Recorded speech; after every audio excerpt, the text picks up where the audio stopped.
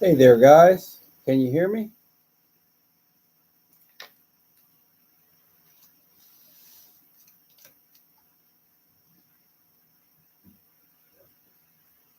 Brian, how you doing?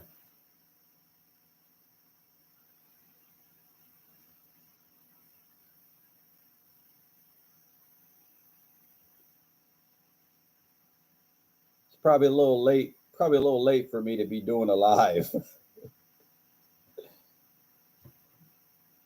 except for I got some viewers in Thailand that tell me they're, I don't know, what is it, 12 hours difference, I think. Hey, Bodacious, how you doing? Plotting out a course. Where are you at, Brian?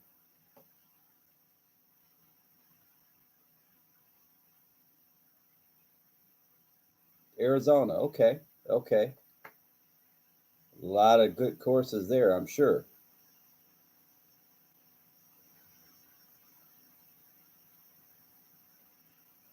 How you doing there, Bodacious? You enjoying the Masters?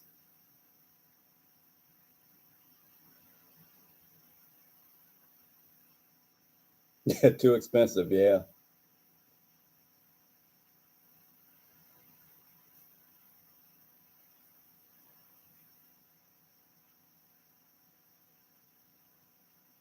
You guys get to see today's video.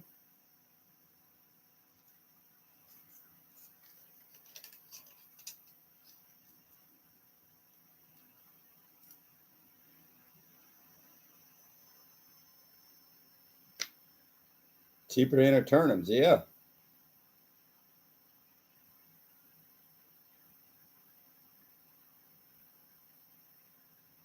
Yeah, it's turning out to be a good one. Any Bodacious, you got any surprises so far that you've seen?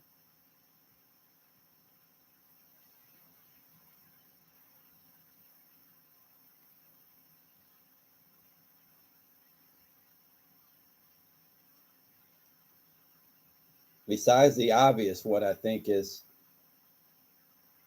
someone walking 23 holes today out there in the Masters with the bad leg. That was kind of surprising, I think.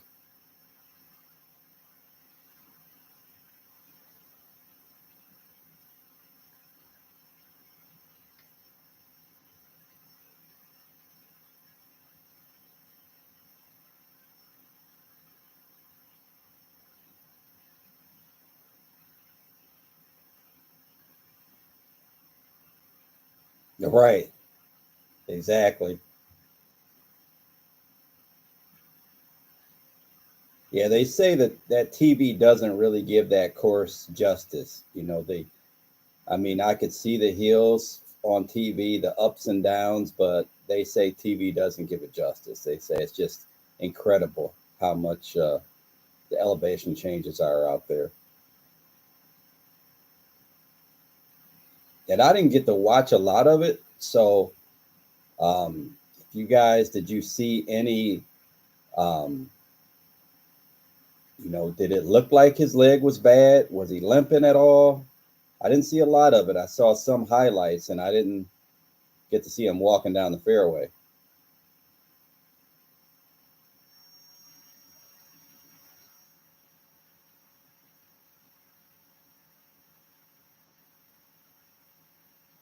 Yeah, I hope so too. I know a lot of people didn't had their doubts, even to finish that course, to finish that round and make the cut. So that's kind of incredible. Just a little bit, huh? Well, that's not bad. I think we all have a little bit of it when we get up there anyway. I'd probably be hobbling around that course, and I never had a leg injury in my life. So,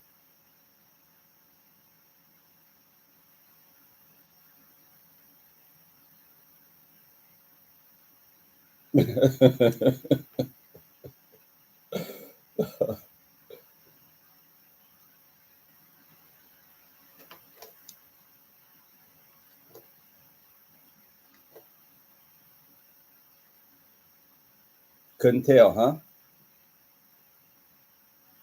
Well, Well, I'm sure the networks are happy that he made the cut too. That's going to do a lot for the viewership on the weekend.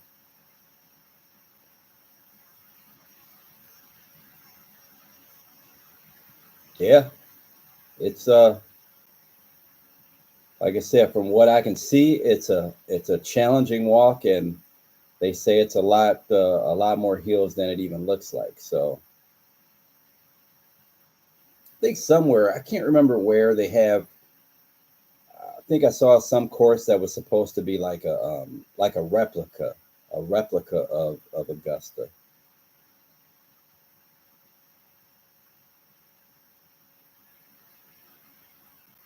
Yeah. Well, I think what I did see of him on yesterday, it kind of reminds us of how important the short game is because he had some a lot of missed greens, and he was saving himself, saving some pars from the pine straw and everywhere else. So, and on those greens to save par is incredible.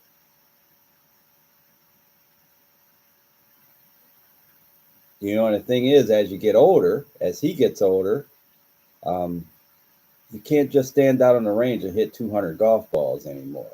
So he's probably working on the short game more than anything else.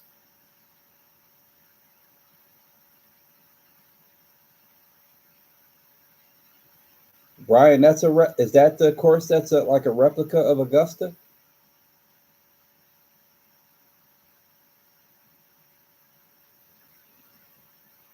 Sure. Wow, how much is it to play there? I'm interested in that. Maybe that's not too far. Maybe I could give that one a try. I may look it up. Have you ever played there? Yeah, Kurt. What question about my clubs?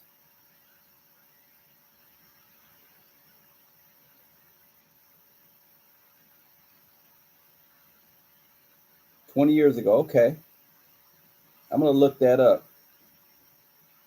Yeah, go ahead. Go ahead, Kurt.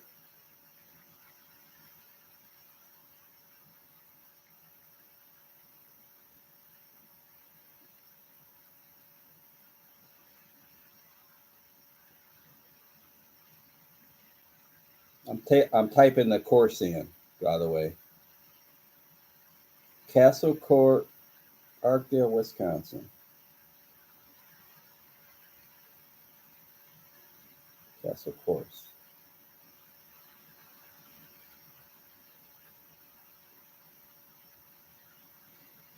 Kurt, it's funny. Somebody else, I don't think it was you, but someone else mentioned the hybrid in today's video. They mentioned about me playing a high wood instead of a three hybrid. Actually, I was just replying to that comment a few minutes ago. Um,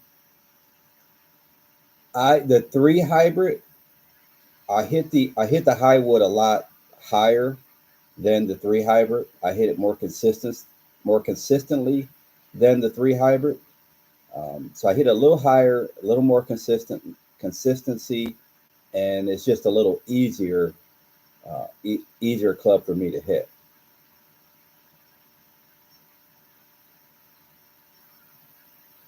Oh, okay, all right. Yeah, I think I probably replied to it just a few minutes ago. Um, yes, and I'm thinking I'm probably going to revisit that video and redo that video three hybrid versus the high wood. Yes, yes, it is. I hit kind of the high wood maybe a few yards further than the three hybrid just because I hit it more solidly.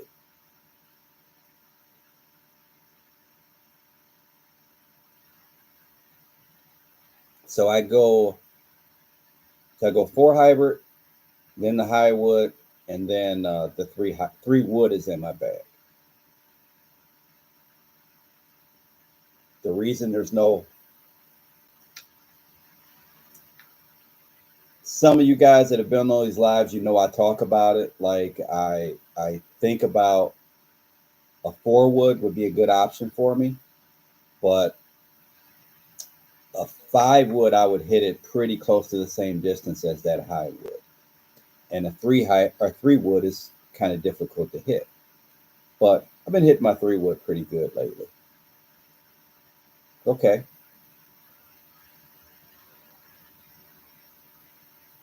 All right, very good. So how long you been playing?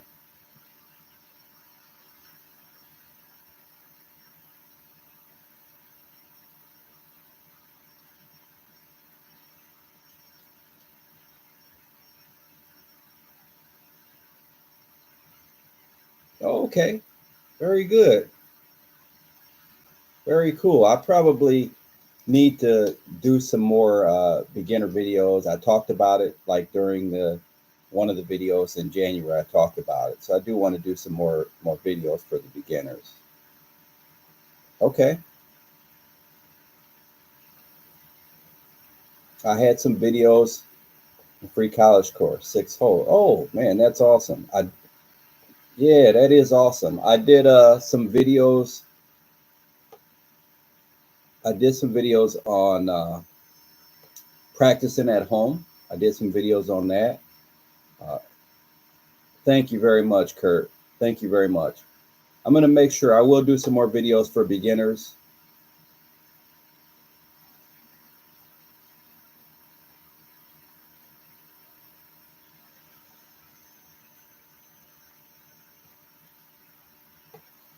There you go. There you go. So any videos you guys kind of like that I've released lately, or any videos you want to see?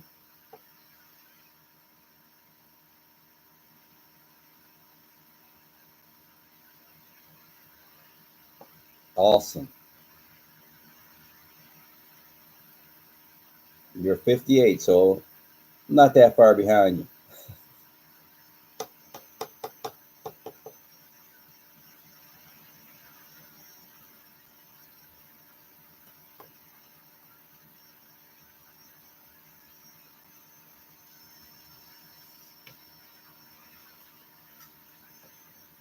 Where you at, Kurt, in the country, or are you in the country? Play with a subscriber, okay. Strategy videos.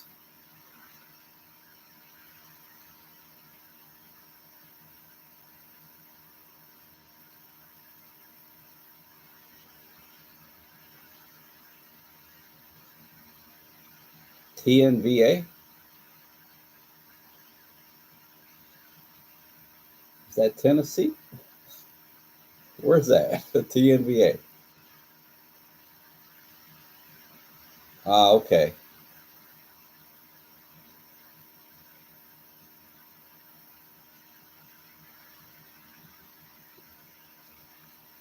Tennessee. I actually early in the year, I think I reached out to a golf course in Tennessee because I was thinking about doing like a like a road trip.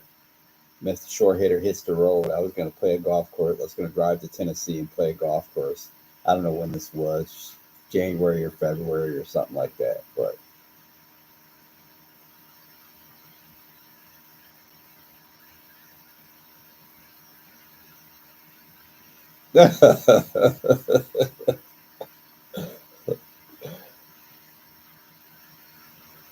nice.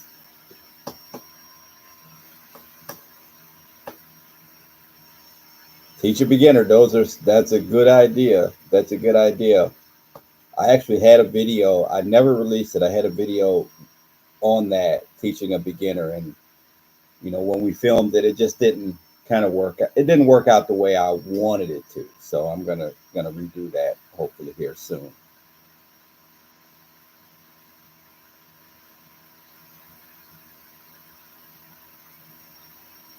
I had a young lady, like it was like November, December, and she was planning. She had like 4 or 5 weeks before her and her husband were going on a trip to Florida, and she had never golfed before, so she was going to start golfing.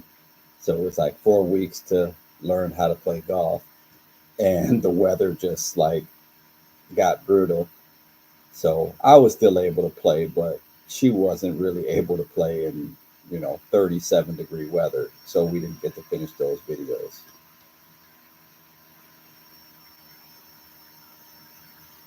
No, no, you can't. No, you can't. I was just thinking about a little while ago. Like, the amazing thing is, I'm um, in a way, for me, because I play so much in the cold and I got my heated vest if I need it. The cold doesn't really bother me, and as you guys can see, like, the benefit to it is I get the courses by myself. So I'm on the course. I'm the only one out there. But when the weather turns 70 degrees, then you have to try to figure out how to film a lot of videos. When the weather gets nice, I end up filming a lot in the evening time.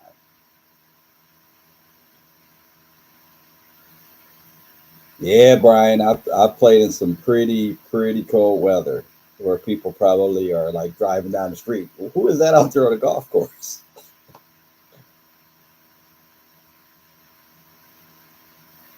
I remember one. I don't know if you guys remember, if any of you seen, like, when I did the Wedge Week videos, but the Wedge Week videos were funny because the last day I got a relatively decent day to where I was able to get on the golf course and like show how to hit the different wedge shots and examples of the wedges.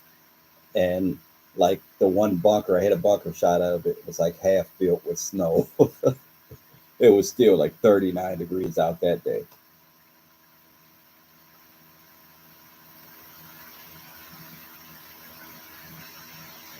Yeah, without people interrupting, Kurt. Yeah, just it's easier when it's cold out. That's all I can say is I'm able to do it a lot then. In the summer, it becomes more difficult. I have to go out in the evening a lot, 6:30, 7 o'clock sometimes, and then I'm finishing at dark. Um, but I'm able to film some. It just kind of depends on how you navigate it. Hopefully, I'll be able to film at some different courses this summer in some decent weather.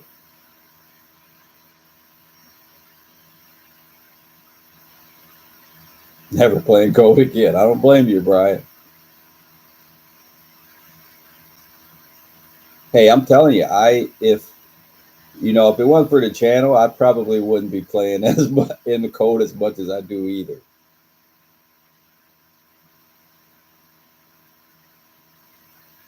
Bodacious, there's a great chance that I'll test that ball.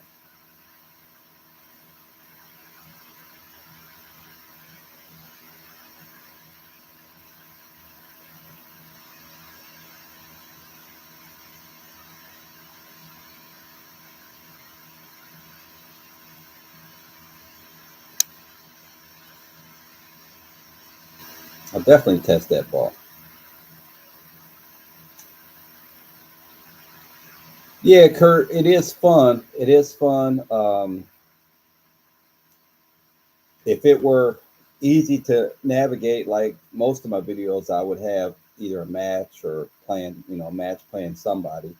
It's just, again, like we talked about earlier, or like I mentioned earlier, trying to film when there's not a lot of people around to get in my way, or I'm not getting in their way.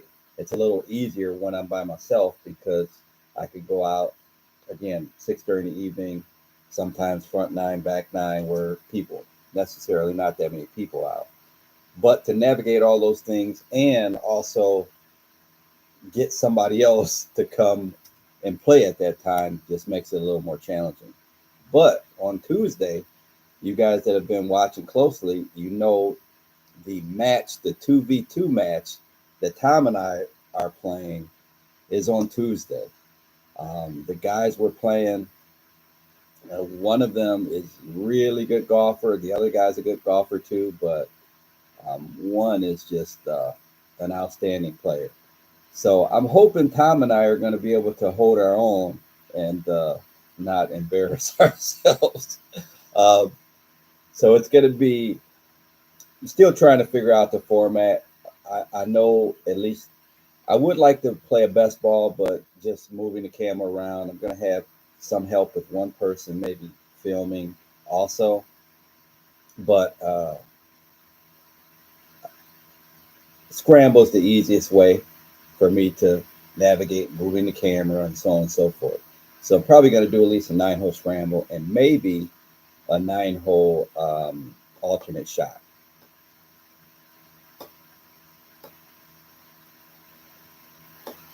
Yeah, you got it, Kurt. Yeah, I'm imagining a lot of prices have gone up.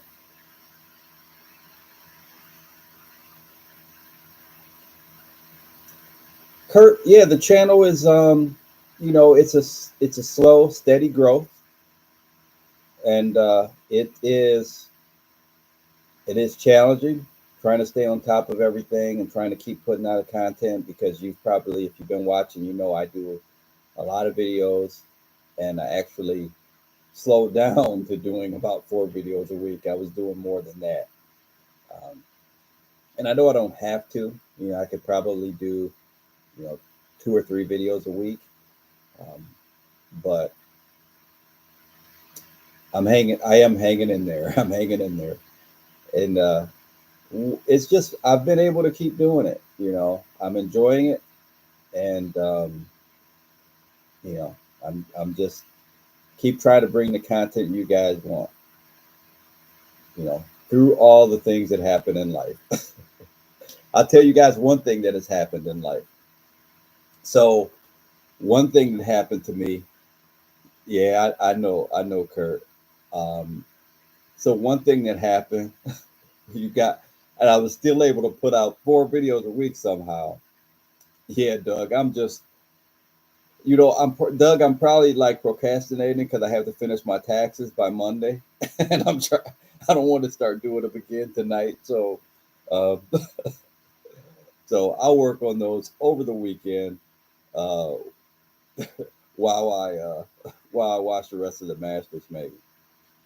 But so one thing that happened, right, is for now, I'm in the Midwest, okay, Illinois, and for about a 2-week period, my furnace went out. It went out, came back on for about 2 or 3 days, then it went out again. So we've been having some nights that were like down in the close to 30 degrees. So my house was like down to like 51 degrees. Oh, it was nuts. And then waking up, trying just trying to do everything. It was tough, but uh, I still got my 4 videos a week done somehow.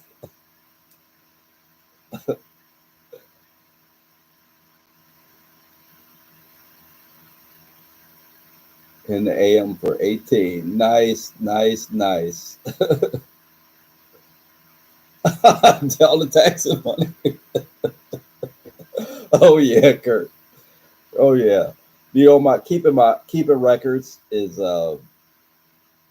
you know, I've been running around like crazy and I probably didn't keep records as well as I should have. So that's the part of why it's taken me a little longer than I want to is making sure I got all my records straight and but anyway, it is what it is. I'll make it through. So you can't, something's always has to give. Just speaking of taxes, um, I it was a small tax business. I used to do financial planning back in the day, and then I had a tax business. So it was small, and I was slowly but surely kind of dwindling it down. And this was the first year I'm like, I just have to cut it out. I couldn't do the taxes anymore. So there's another firm, a friend of mine, I sent some of my clients to, and then some of them I just, they found other people to go to. I didn't have a lot of taxes that I still did, but I had to give it up because it's like I just can't do everything. Can't do everything. That's the point. Nice, nice.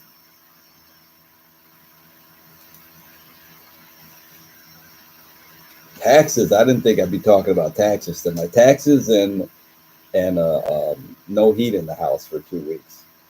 So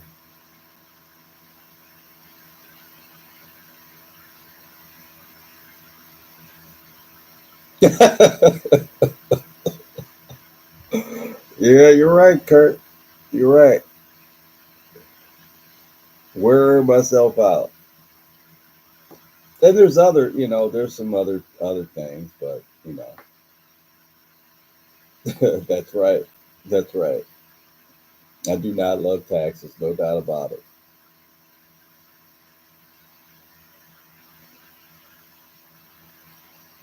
And I've yet to decide what video I'm doing for the subscriber Sunday. I think I had a couple ideas though.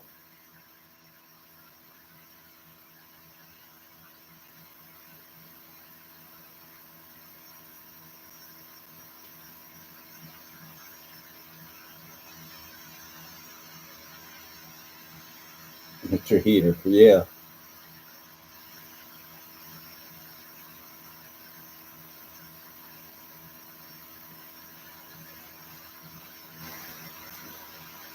What time you playing, Doug?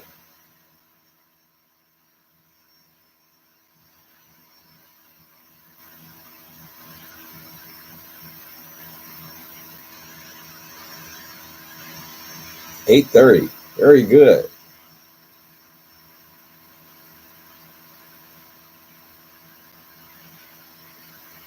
Get it out the way so you can watch some of the Masters.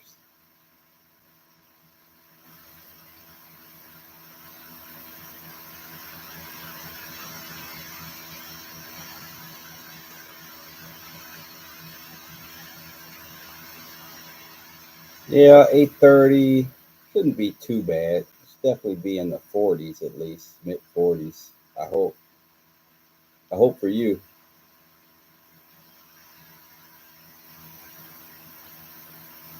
So, you guys have any videos that you want to see? Video ideas? We get a few good ideas before I start working on my taxes. Golf taxes. There's an idea.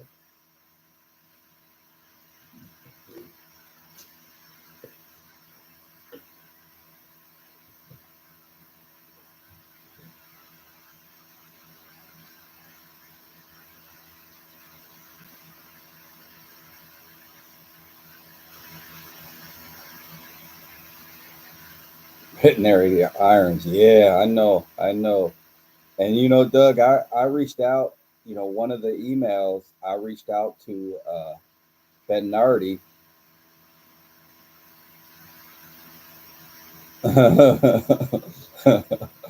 I reached out to Bernardi and I never got a response from them. So,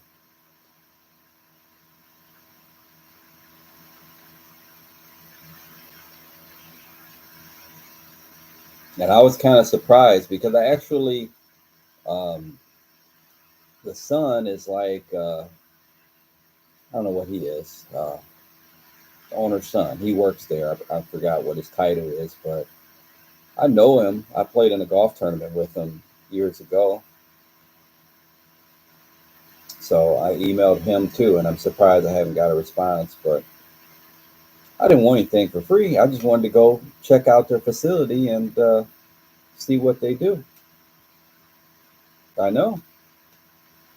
I wanted to check them out, kind of do a video almost like I did with the sub 70. I wasn't looking for any free irons or anything.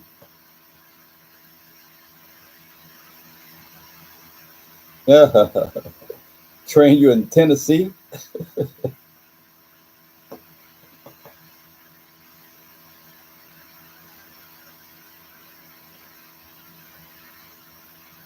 Yeah, Doug, and they got a new facility too. I'm not sure where they are. They've got two of them now. They've got another place like in Oakbrook, maybe.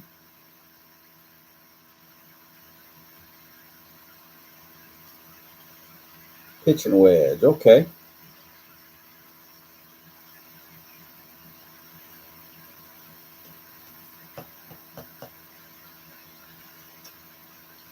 Another one I may check out. I have not reached out to them, but I may check out PXG.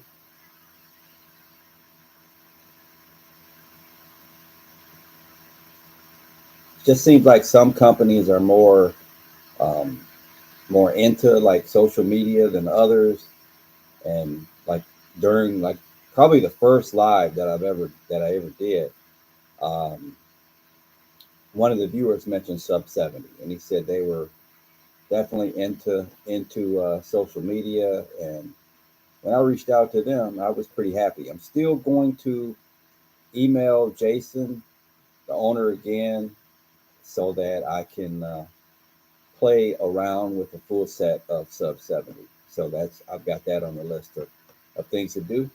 Um, I'm gonna wait till after I finish my taxes to email them.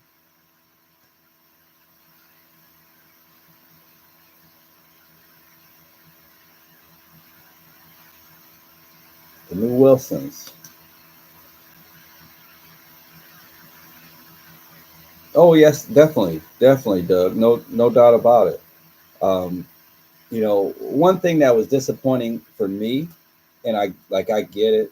They're big brands, but was disappointing to me was Torridge, like I mentioned in the one video, and Wilson. Both Chicago companies, um, both companies that I reached out to them. I wasn't trying to get anything. I just wanted to do like a little, tour the facilities or show their clubs, so on and so forth, and just didn't get anywhere. So that was disappointing. But yes, the direct to consumer brands are definitely more willing to. Hop and stop spin. Bradley, who was it? I think it was wasn't it Harvey Pennick that, or no, maybe it wasn't Harvey Pennick. Maybe it was Harvey Pennick. I can't remember, but somebody asked the pro, I think it was Harvey Pennick, asked him like how to create backspin, and he asked him, well, are you normally short of the pin or past the pin? And he said, well, my approach shots are normally short of the pin. It's like, well, what do you need backspin for then? When you get backspin when you hit it short of the pin and you want it to bounce forward.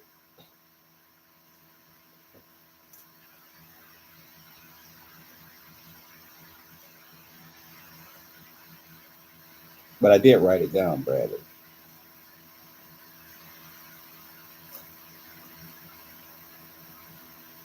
No, nope, never got to test those clubs.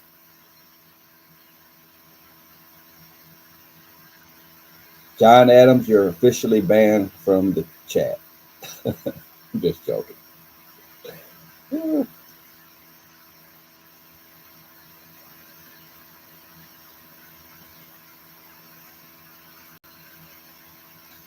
I forgot what there was a brand that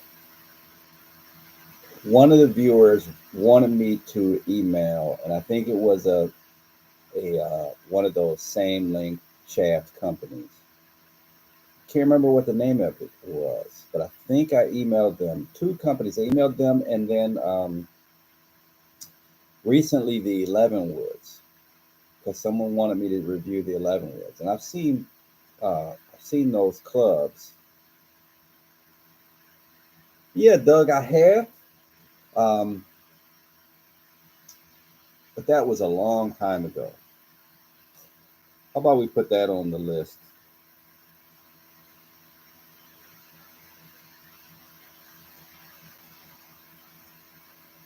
That might be a good one for this Sunday.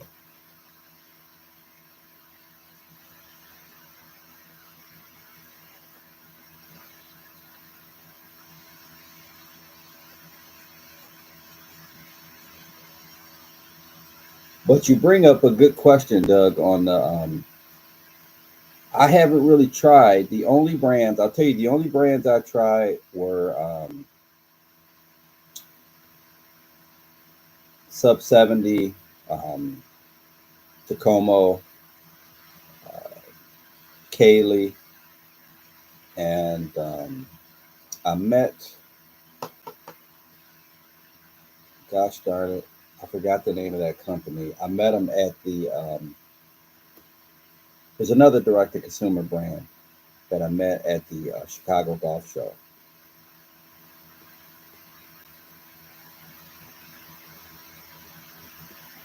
But none of the big brands. The only big brand I reached out to was Cleveland because one of the viewers in a comment said I should reach out to them. Edo, I think that is the name. I think that is the name. One of the so one of the viewers said I should reach out to Cleveland, so I emailed Cleveland, and because I hit that high wood all the time.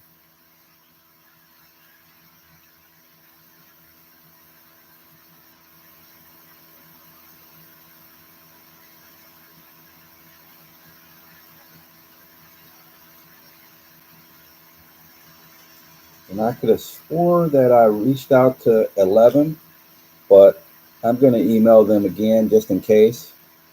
And Edo, I'll reach out to Edo also. I believe that is the correct name.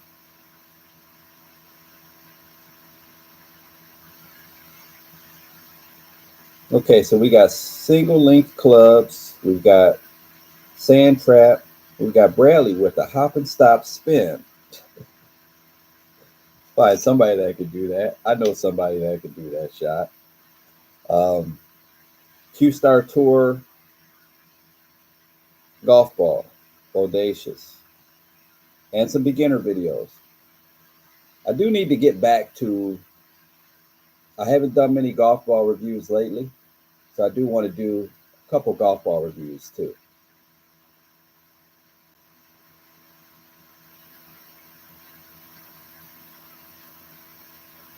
Very good, John Adams.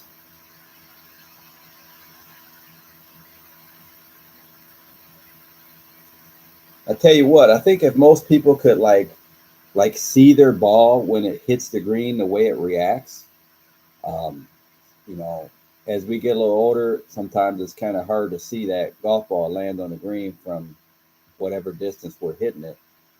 But I know if I hit a 5 iron into a green, unless it's pretty soft, um, during the summer, that 5 iron is going to hit that green and it's going to be gone. Even way back in the day, when I was younger, we played a lot of courses to where you didn't have to carry bunkers and you didn't think about it. You just thought of total distance. So I was hitting 4 irons up there and sometimes 3 irons, but they were never flying onto the green. They were landing short and bouncing up onto the green.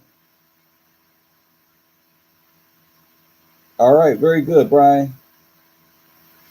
I'll see you, bud. Thanks for checking in. I appreciate it.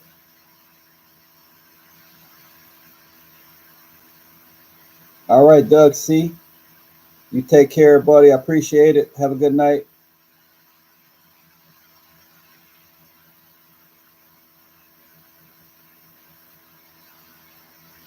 Sterling were made by the Wishing Company. Sterling. Yeah, I know the name. I know that name, Tom. Tom Wishing. I know that.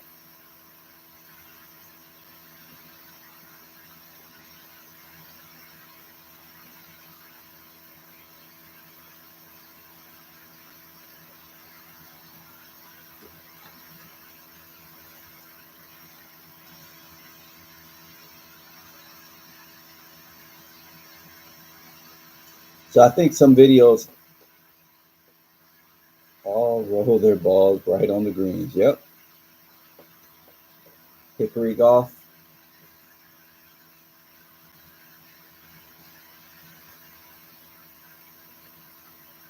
Yeah, and Steve-O, if you can play that way, you don't have to carry bunkers, you don't have to carry water. It's not a bad way to play. If you're playing, I think people that do that a lot of times they're playing the same course all the time. And I play courses where you can get away with that. You can do that.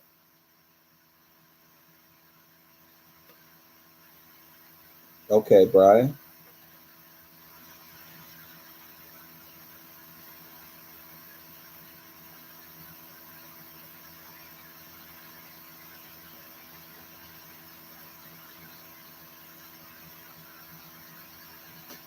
You tried out,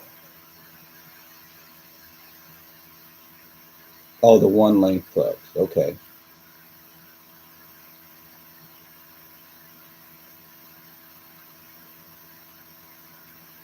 Yep. There you go.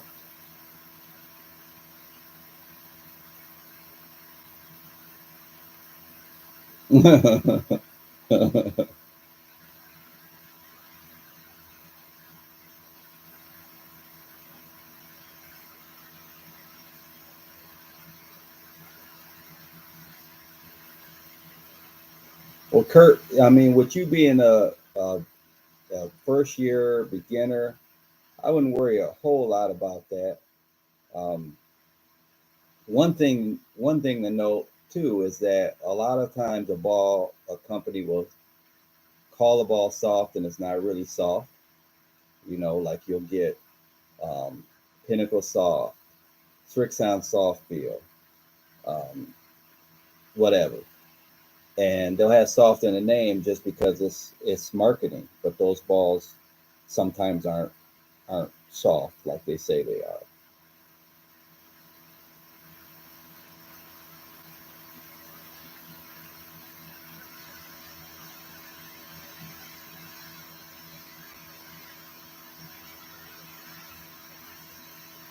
Maybe a nitro soft. Is there a nitro soft out there?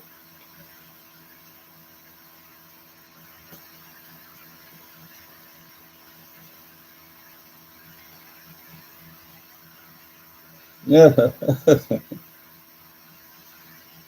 Well, you're not if you're talking 8-year-old guys, you're not going to change their ways. So, hey, Jock, how you doing, buddy?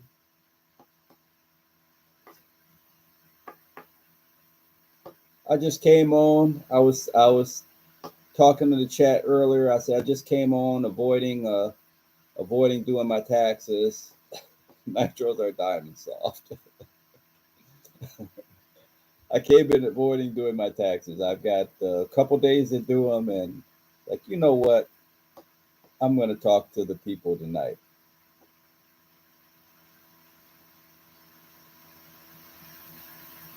Chrome Super Soft. Okay, pretty certain I reviewed that golf ball.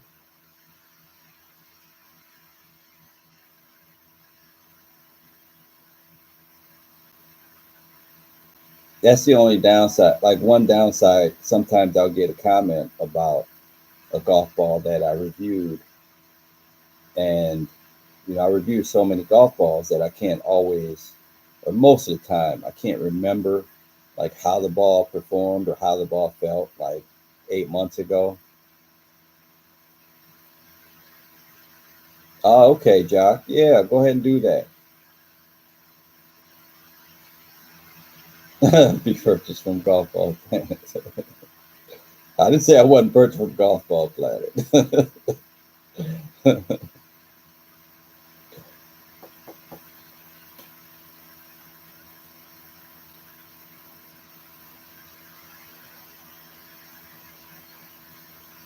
Okay, golf ball fitting.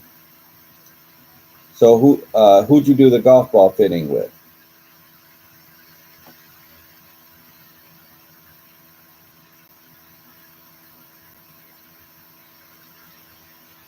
Kurt, I'm still playing the Strixon Z Star.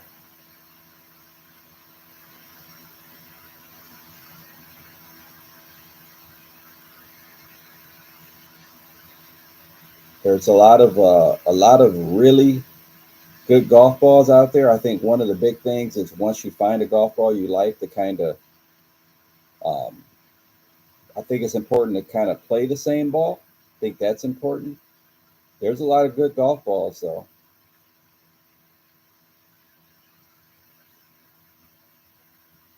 That I reviewed that clear golf ball. That's a good golf ball. And there's another clear golf ball that I had. A ball that I reviewed a long time ago, that Wilson Triad. I like that golf ball. So there's a lot of good golf balls.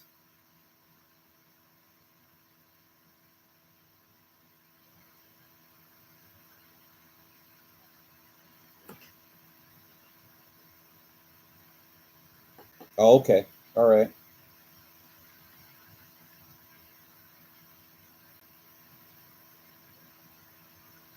I just have the CBX. The only CBX wedge I have is the 58 degree. The other ones are the RTX.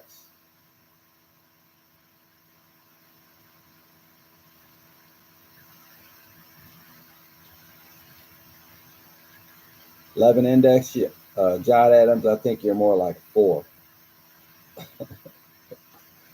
And try to fool me.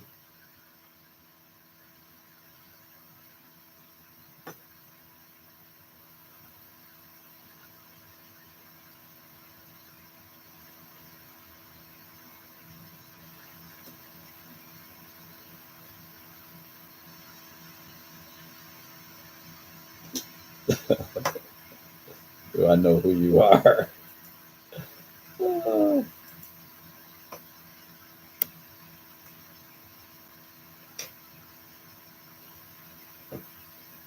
I think you're the volcano. I think that's who you are.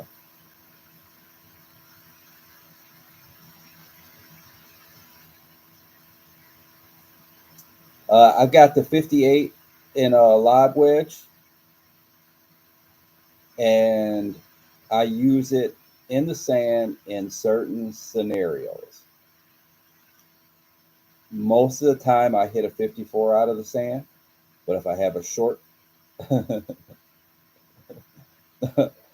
most of the time, if I have a short shot, um, like a real tight shot close to the lip, I got to hit it a little higher, land it softer. I'll hit the 58-degree wedge. But majority of regular bunker shots, I hit a 54-degree wedge. And if I have a really long bunker shot, I might hit a 48-degree wedge or even a pitching wedge at times. Depends on how long it is. The other thing I'll do is if I have a shot where I have a normal length bunker shot, but because the sand is firm, I have to close the face down. Then I'll take the 58 instead of the 54 because I'm shutting it down. It's going to go a little bit further.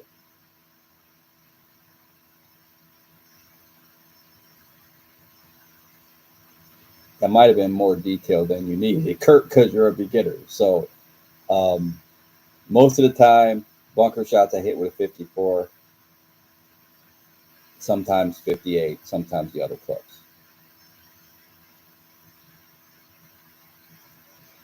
Yeah, Jock, I agree with that. I agree with that. I played the tournament I played that I talked about.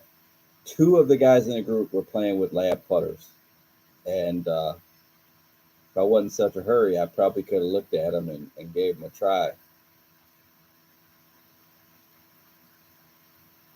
Okay, good, Kurt. Um, but yeah, Jock. I think I was serious at the last video where I said maybe I can go to PG Superstore and actually just try the putter there and film it while I'm there. You know, I may actually do that or try to do that at least. Got to build some relationship with those types of companies. Now the place in Indiana that will let me test clubs. I don't know if they have lab putters, but that's worth a try. I haven't gone out there yet, and I actually was planning on a doing a community poll to see what clubs the viewers wanted me to test out, like say drivers, to where maybe I'll go out there and I'll hit like 4 different drivers and do like a side by side, see which driver wins.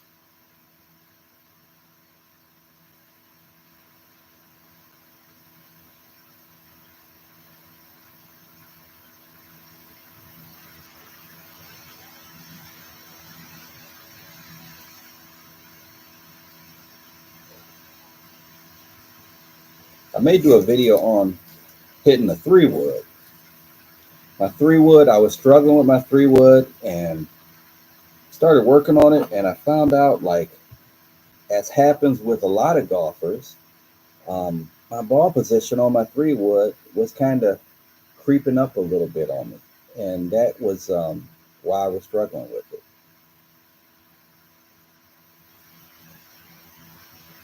So a video with Tom may come out on Monday, and you'll see some pretty awful, couple awful 3 wood shots.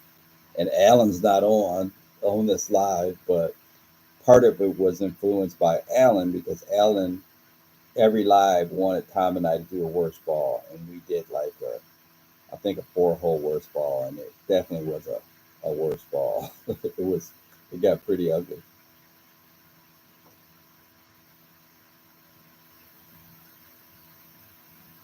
Yeah, Jock, I mentioned that earlier. I need to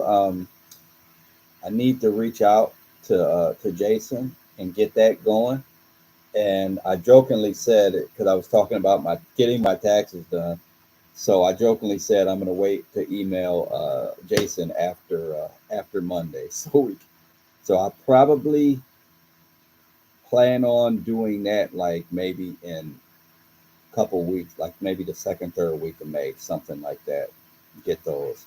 Um, because I've got reviews like scheduled for like every Wednesday, different stuff.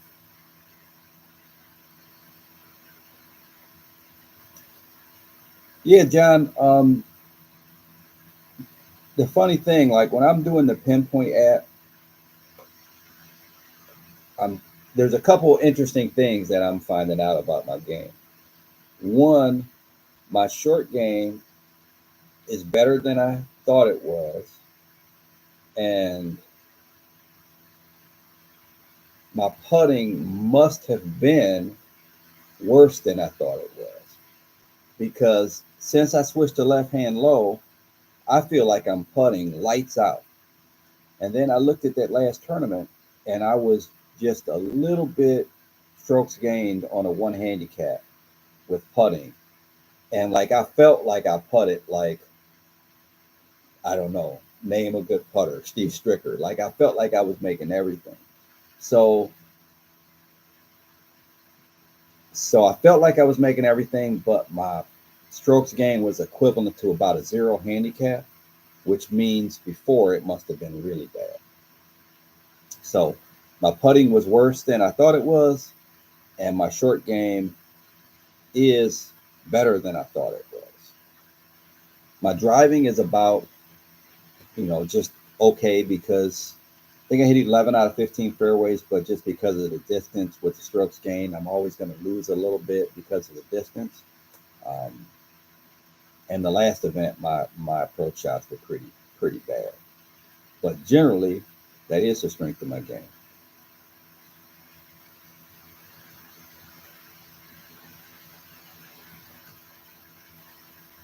Picking it out, it's easier than open a face and trying to come under and bring off sand.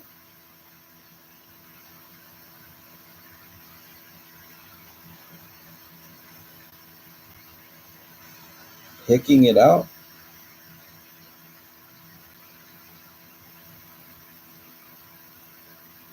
So you're using a lob wedge in the sand and you're like picking the ball clean off of the sand. Is that what you're saying, Kurt?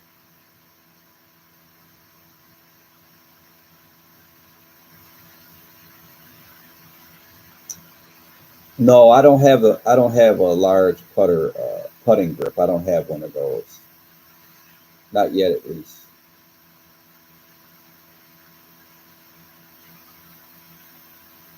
Audacious. What about Penn Crenshaw?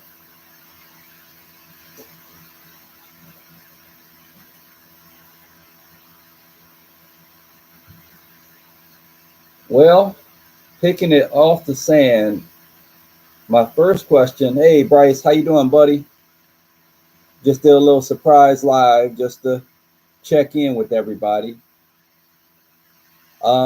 So Kurt, um, is the sand hard? Is it really hard?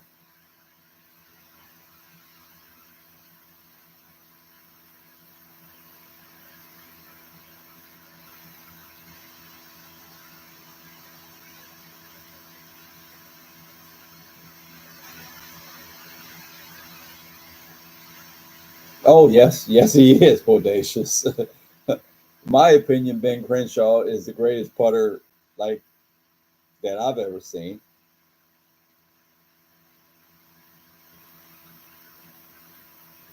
Yeah, Jock, I appreciate that. When I'm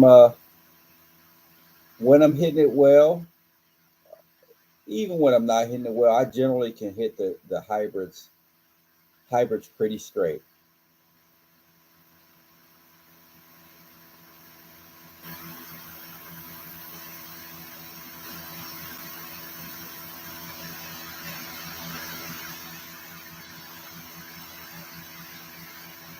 That's great, Steve O.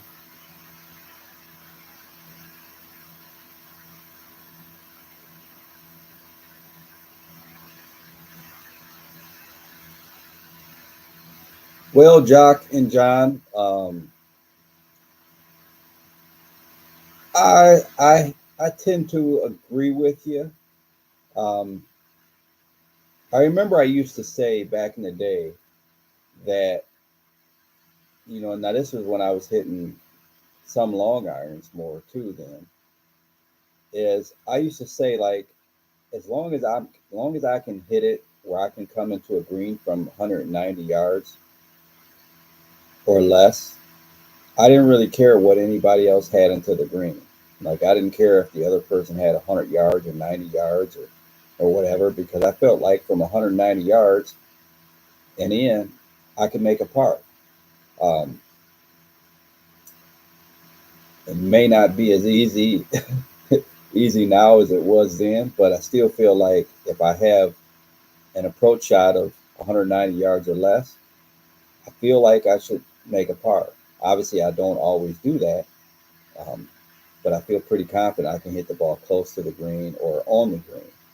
And that's really what that high wood did for me. It kind of expanded that area, that distance, and kept it out to 190 yards or so. Um, because I've never really loved hitting fairway woods.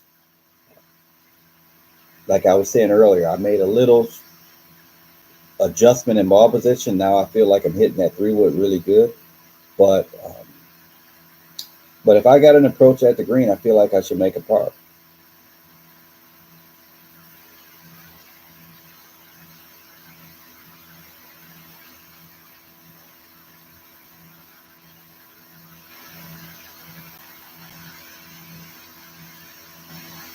Yeah, Kurt. But just remember, when you're coming out of the bunker, the face doesn't necessarily have to be wide open either. You know, but if you're trying to pick it off of sand and it's soft, that's going to be a very, very hard, delicate shot to hit. If it's hard, you might be able to pick it a little bit and kind of give you a little more room of bounce, but it's pretty hard to pick it off of sand.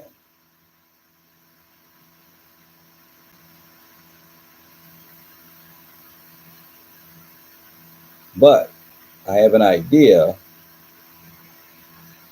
I did a video on Thanksgiving Day about rotating the face. If you have hard sand, that technique might work off of hard sand. Or not might work, it will work out of the hard sand.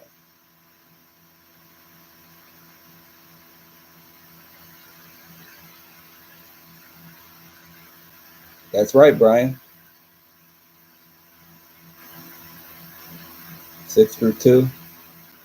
Can you have too many hybrids in your bag? No. That's why the viewers wanted me to test those 11 woods. It's like a whole bag of hybrids. And I believe I emailed that company, but I would love to test those.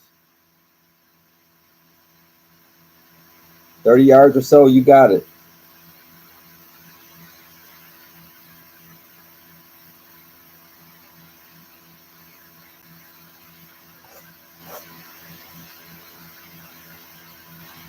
Yep. Lauren Roberts. Steve Stricker is one of the best of today, I believe. But Steve Stricker, Lauren Roberts, Ben Crenshaw. Um, I always thought Ben Crenshaw was the best. And I like Ben Crenshaw. If you guys watch my video, you can see like Ben Crenshaw used to always try to die him in the hole, and you see like so many putts I hit like are dying right at the hole, and unfortunately, sometimes that means you're going to be short. But I've never been an aggressive putter because partly probably because I kind of liked the way Crenshaw putted so much. He always said he visualized like the last roll of that ball going over the edge of the hole.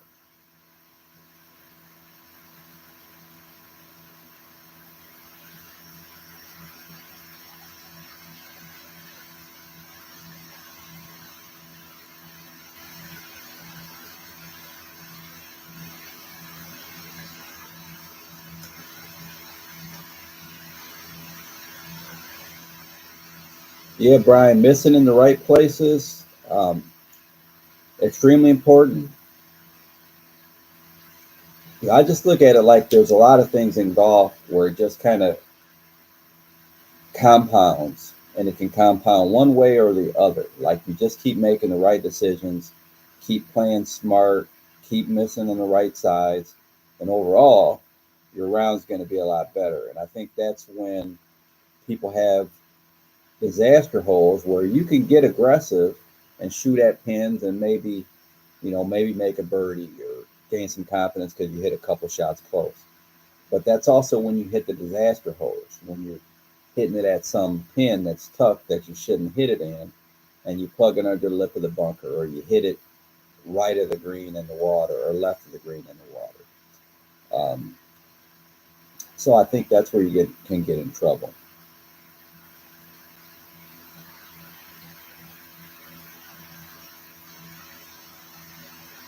Knowing your dispersion, more often than not, probably the middle of the green is, especially if they're nice sized greens, the middle of the green is generally a pretty good target.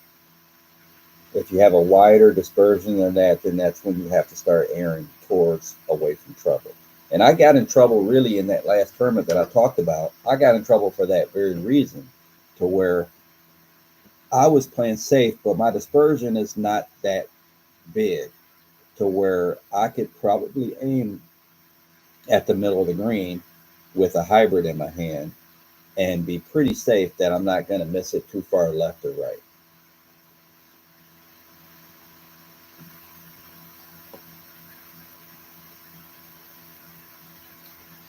Three high wood or three wood, or would it fit somewhere else? I'm not sure what you're asking, Kurt. 632.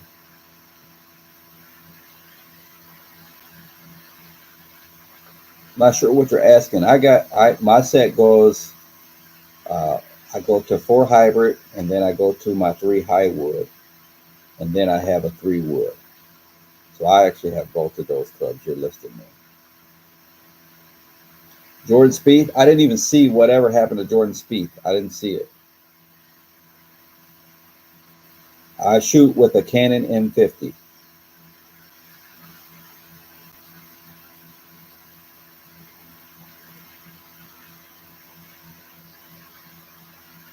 Flippy, yeah, yeah. Um, yeah, John. I bet you've watched some of the old videos of Bobby Jones. Bobby Jones, probably the greatest. Well, my opinion, the greatest. Not many people hold that opinion, but it's just mine. I just look back, like I look at some of the old video, old footage. Of course, I own his movie, or that movie, um, and it's just amazing the conditions that they played in to go out and shoot 72 or 71 or 70. Like it's just crazy to me. Yeah, Hogan, like like you read old articles, and they'll talk about how, oh, this course isn't that long, or I remember reading an article, and Hogan won one of the tournaments, and it's like the course wasn't playing that long, and it was like 6,700 yards, and I'm like, 6,700 yards back in the like 40s and 50s, like it's not long. Like, I mean, you got to be kidding me. So, if you read like the announcers now, like it's like you would think that Ben Hogan was playing on a course that was like 5,900 yards, but no, I mean, they were playing 6,700 yards and, shooting rounds in the mid 60s. Like it was crazy. But if you watch TV now, it's it's like they weren't doing that, but they were. Look up the courses that Ben Hogan played on. Like they weren't 6,000-yard golf courses. They were long. Well, not long in today's standards, not long as they're playing on now, but long for recreational golfers. Like they're longer than the holes most golfers should play on today, or courses most golfers should play on today.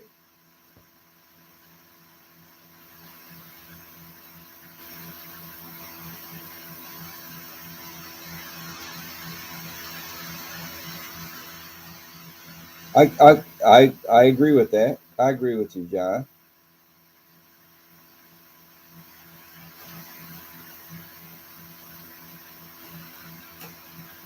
Most likely,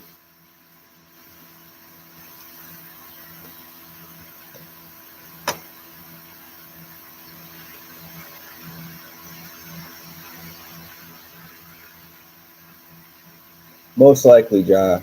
There's no doubt about it.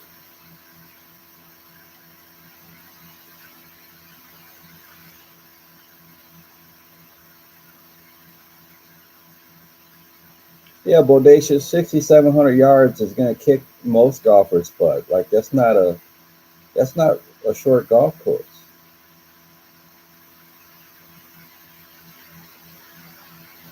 I mean, it's like my qualifier that you guys hear me talking about. Like that course is probably it's going to play maybe 6,700, a little bit, maybe a little under 6,700, maybe 6,650 or something like that. They'll play it at. Now, the course has a lot of elevated greens, so it's probably playing to about that. All right, there, Steve O. All right, you good night. Thanks a lot, Steve O, for checking in. Thank you, appreciate it. So that course has some elevated greens, so it's probably playing close to 6,700 yards. Maybe a little longer, but that's not short. That's not short. Um, the average golfer is definitely hits it shorter than I do. Average golfer, um, and I'm gonna have a lot of long approaches out there at 60, 6,650, 6,700 yards.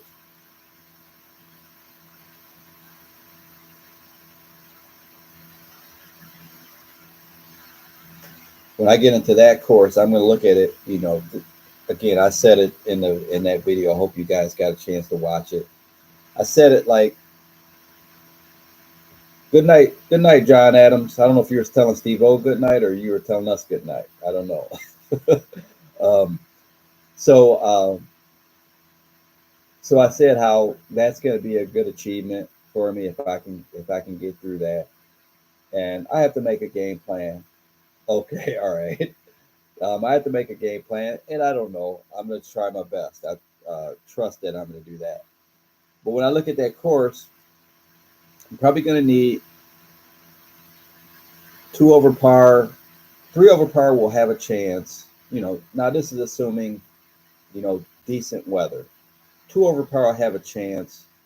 I'm sorry, three over par will have a chance. Two over par will probably make it in. But I'm going to have to look at that course.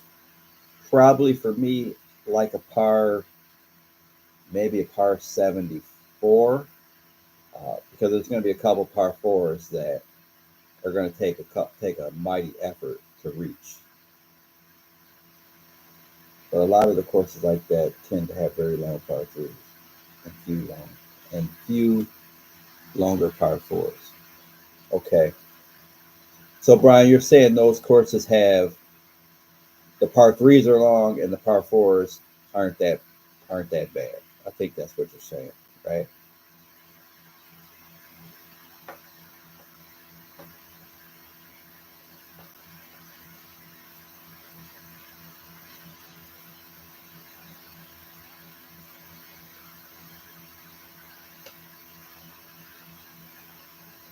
Yeah, yeah. Well, that's not bad. That's not bad. If I'm going to play a 6,700 yard course, that's that's the course I would prefer to play because the long par threes don't bother me as much as the long par fours because you can tee it up on the par threes. I'm gonna look up this scorecard for this course.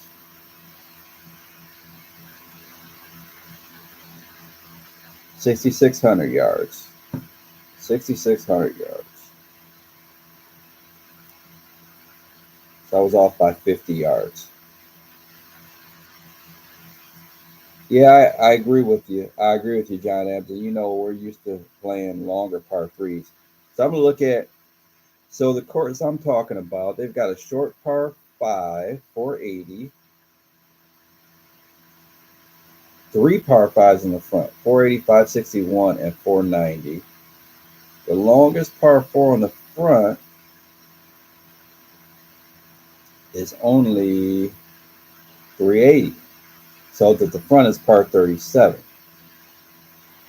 So this is weird because this doesn't add up to be. I'm looking at the white. That's why. Okay. Um, okay. So longest par four in the front is 390, and the back just has almost all the par fours are over 400. Almost all the par fours over 400. So that's what makes this course a little longer because the par fours are 417, 412, 369, 437, 406, 425. So all the back nine par fours are over 400, and par threes are 150 and 203, 179 and 140.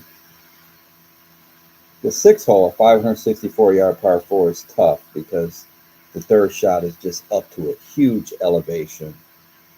And actually, last year I hit not a good drive, and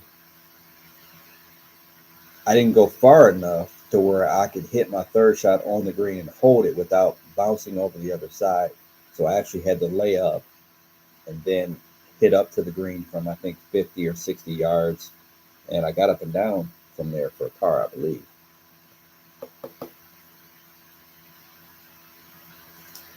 So, and as I mentioned in that video of the three tough holes, I will need a few of those type of up and downs to make it through and shoot that score.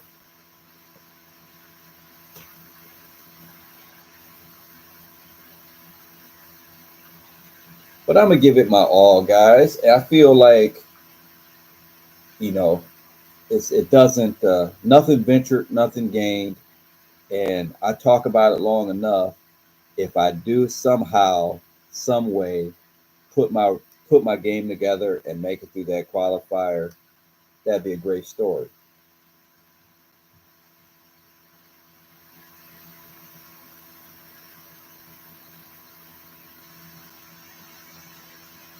I think the last mid amateur I qualified for, I missed a couple qualifiers I didn't try, but the last mid amateur I qualified for was the one I made 17 pars and one bogey.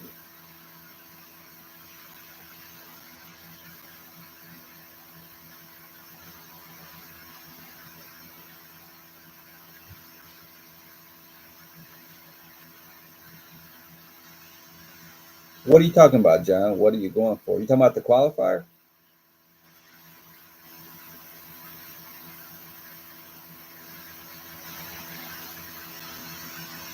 Oh, it is the Illinois.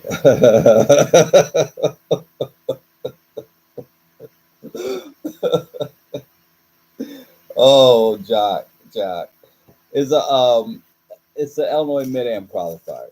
Illinois Mid-Am qualifier. I haven't made it through. I tried it.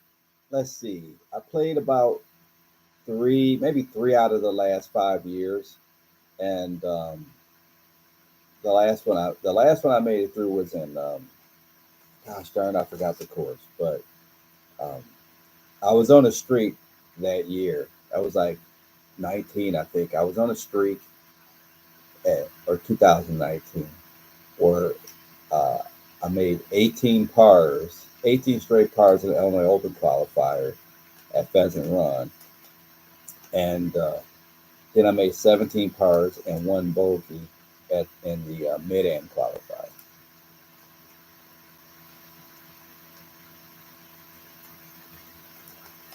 Yeah, isn't it amazing how tough it is, Brian? And I played a little. I played a little bit with Tom lately, and he was talking about just like how long courses are playing. I think the last event we played in, it was.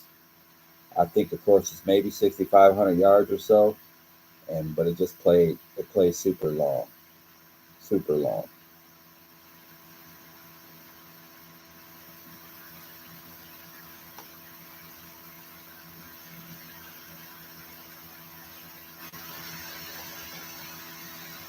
Yeah, John, your partner knew about it.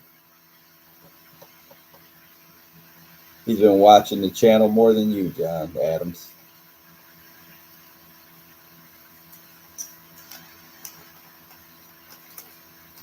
So what's it going to take? It's going to take a sharp, sharp, short game. It always comes down to the short game.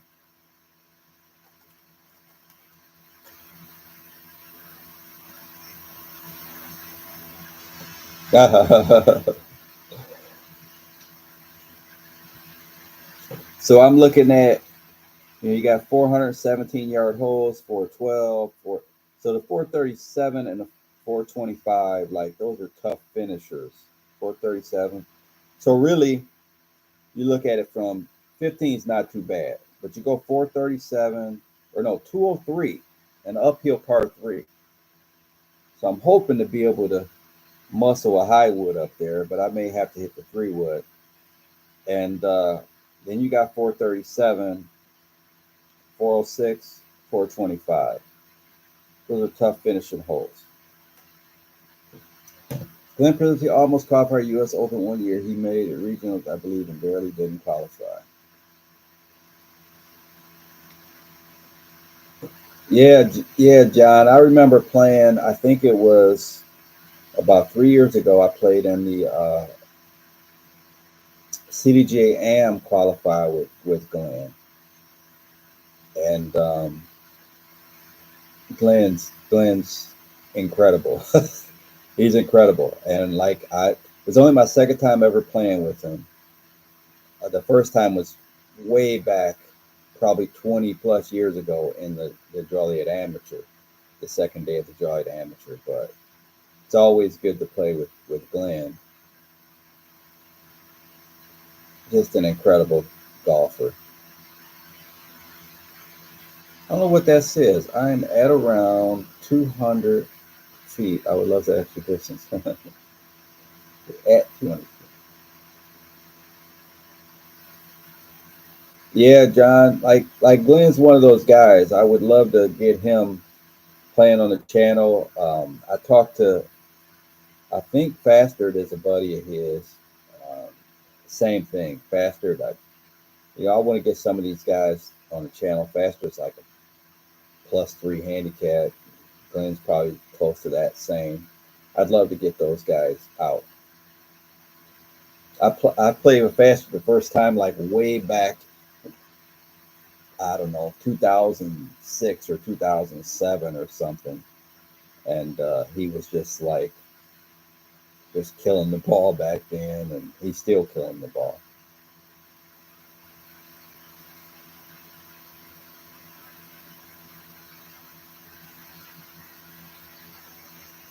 I play like I think when I played with him, I was the defending champion at Chevy Chase, the club championship at Chevy Chase in Wheeling, And when I played him in the first round, I knew that I was going to have a not so easy time defending my title. Oh boy. That course, Chevy Chase, is not an easy golf course. And like, I go back then shooting, you can shoot 3 or 4 over out there. It was a good round.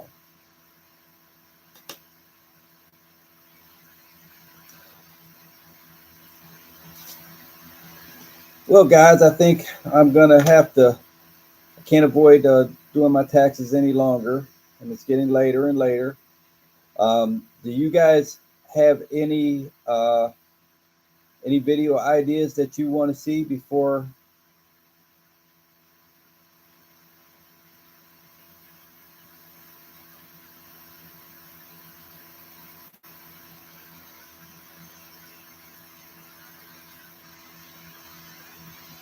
On the internet, so it must be true. Uh, Jock, I heard the same thing. I heard the same thing.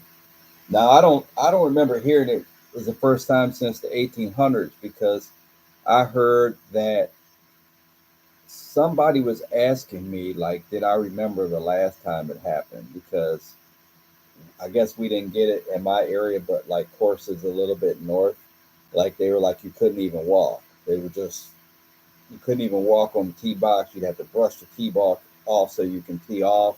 Said they were just everywhere. So I did hear that, and you're right. It's on the internet, so it's got to be true. The internet is full of truths, right?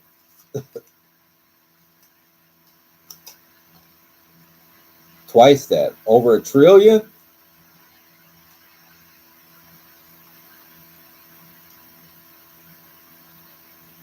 You have a trillion.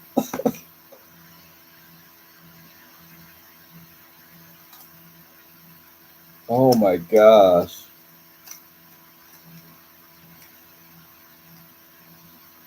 When is that supposed to happen, Jocks? I may have to take a trip somewhere. A trillion cicadas? Are you kidding?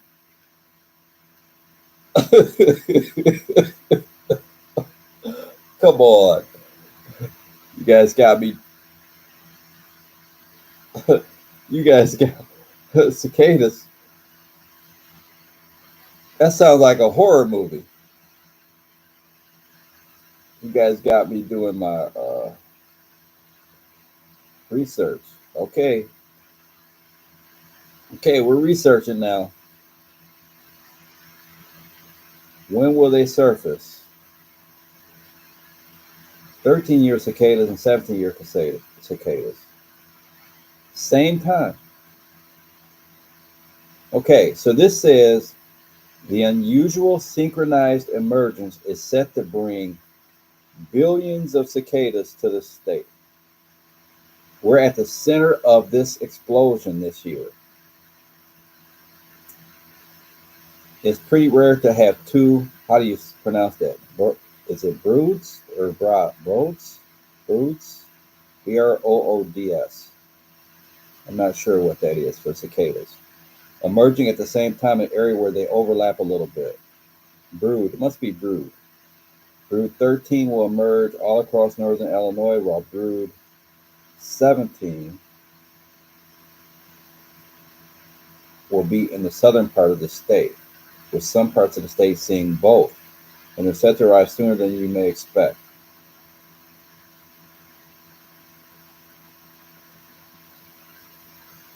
All right, you guys don't want to hear me read all this, but I'm trying to figure out when this is going to bring billions of cicadas. Sometime around late April through, wait a minute, guys, listen to this. Late April through early June, but the city might not see as much of an impact. Well, I'm not in the city. Emerges likely between mid-May and early June, though some could start as early as late April.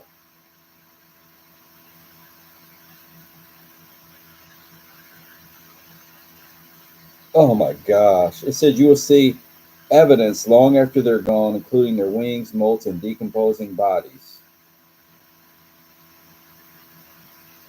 Most evident, Chicago area. Wow. They show a map, and the map has everywhere.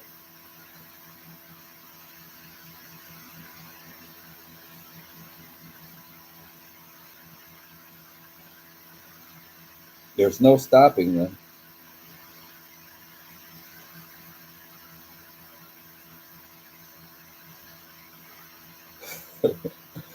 All right. So this says there's no stopping them. They're here as temporary, and there's really no escaping them. There will be nowhere to run come June. I don't even know what that means. Like, what are they going to do? Just gonna? You got to be kidding me.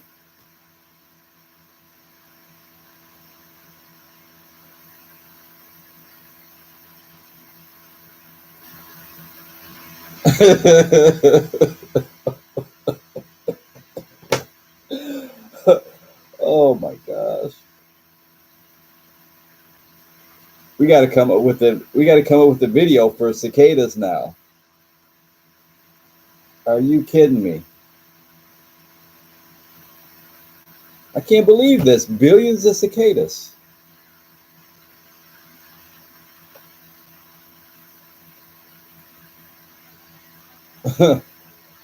Murder hornets. Oh my gosh. Drop a cicada track. I'll write that down. That I could. Hey, I dropped that right when they attack us.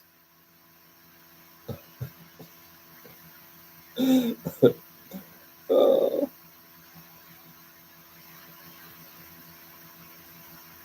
Do you get a free drop from cicadas? I don't even understand. I don't even know. What about when they're covering the green?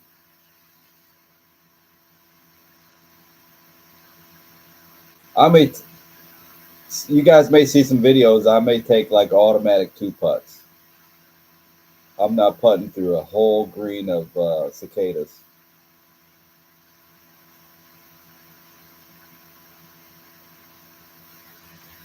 All right, so we have some video ideas: beginner video, Q Star Tour video, a cicada track.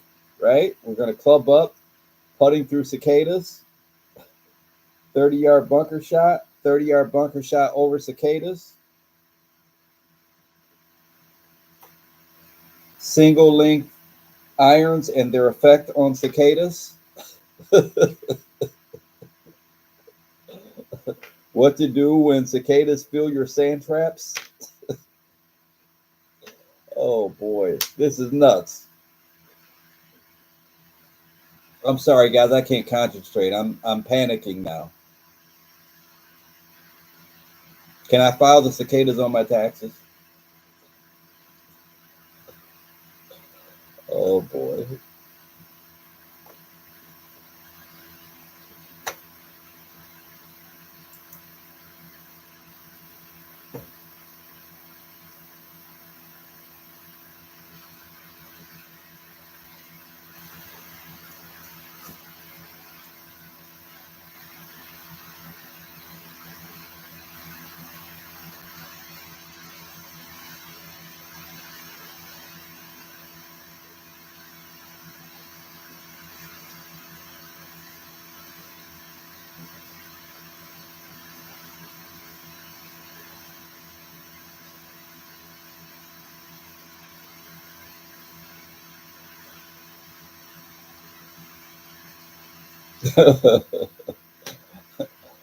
Good question, John.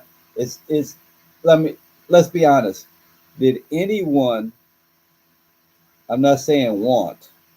Did anyone think that Tiger was going to make the cut? Did anyone actually predict that he was going to make the cut?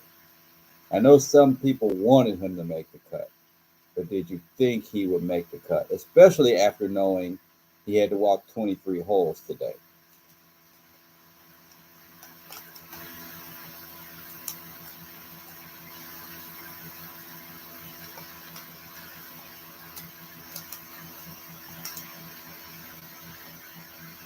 I get what you're saying, Brian, but I let's look at it like this. How many of us would have been limping after walking 23 holes at Augusta? I probably would have been limping, and I don't even have a bad leg.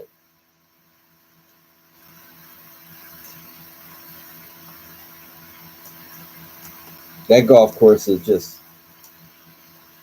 it's just nuts.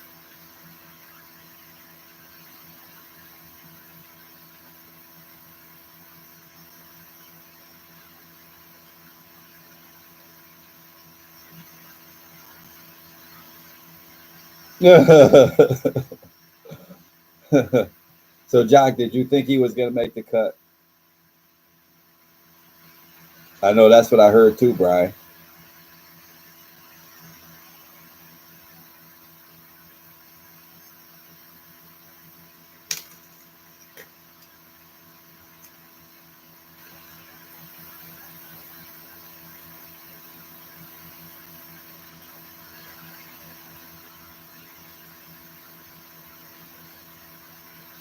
You think he's going to make the cut today, Jock? Did you think that?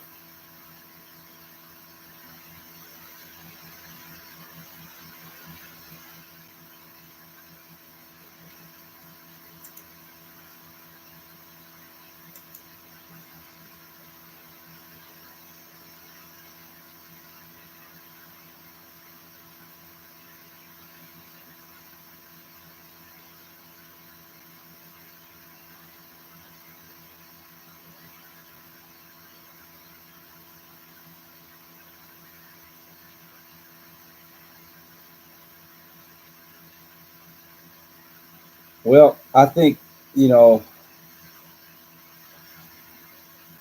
I can add to that and say I also didn't think he was going to make the cut.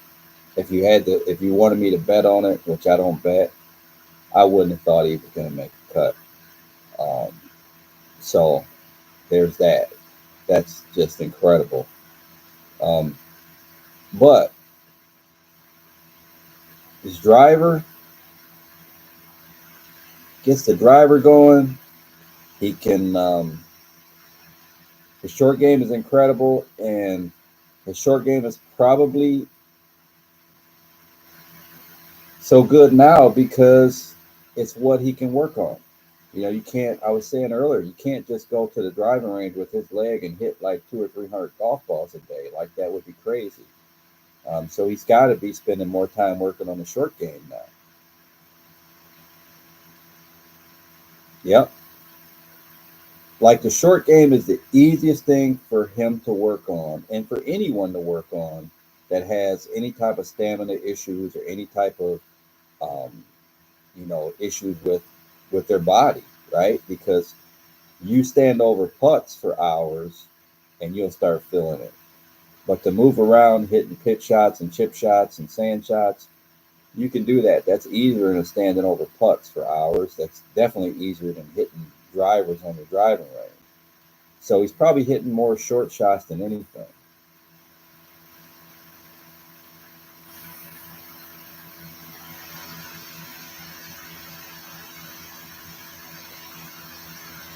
Yeah, yeah, Jock. That's what I'm saying. His his driving was really good from what I saw. And again, if he drives it well, he's still going to miss some greens, but he's going to make mostly pars. He's it's kind of incredible how good his short game is around those greens there. Like, I mean, it's just incredible.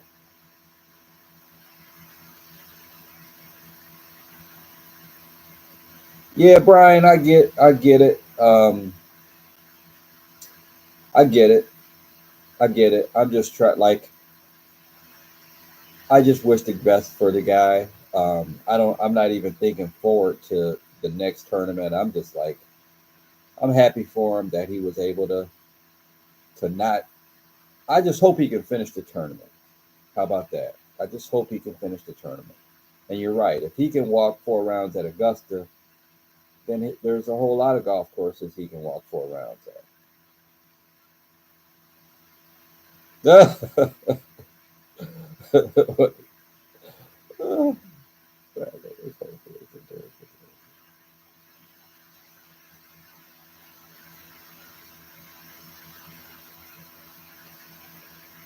Yeah, yeah. I think a lot of that comes with like just for me, as I gotten older, like there was a point, and it's probably been the last 10 years at least. To I've always kind of rooted for. Well, I've always rooted for the underdog.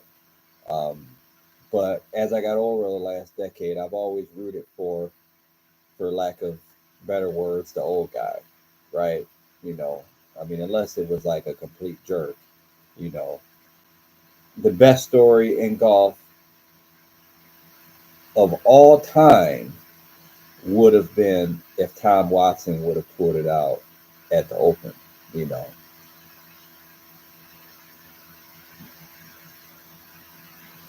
Words can't even describe how great that would have been. But so I'm always rooting for the older guy now.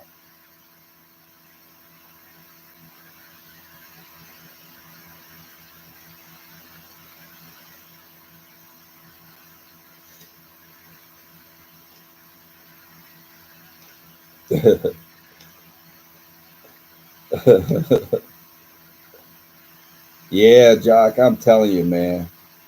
I'm telling you. I'm telling you. I don't even know what to say about that. I still to this day I don't even like to think about that. I mean, man, he just ran out of gas. He hit, you know, I don't even know what to say.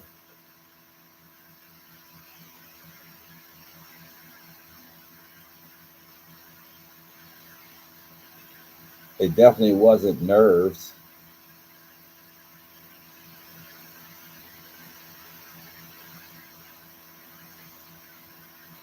But that would have been the best story in golf. Like what story in golf would in sports? Like I don't even know. That might have been it, you know?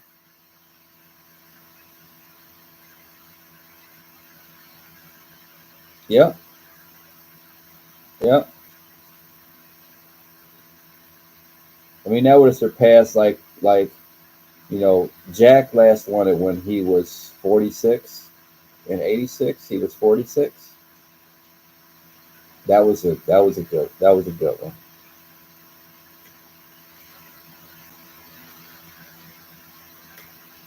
I went to Phil one later though. Phil one at like 50, I think. But Phil is kind of like I don't know. I've never really been a I don't know. Phil's an interesting character. I guess that's how I could best describe Phil.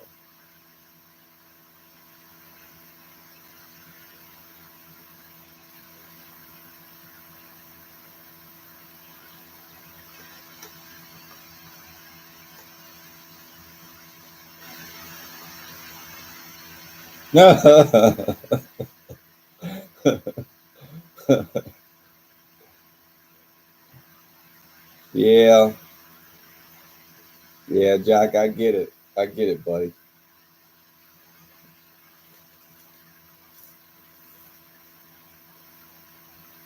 I get it. Like I get their perspective, but I also like I don't know. I just feel like, man, you're a Chicago company. Like I I just want to show off your stuff, right? I'm just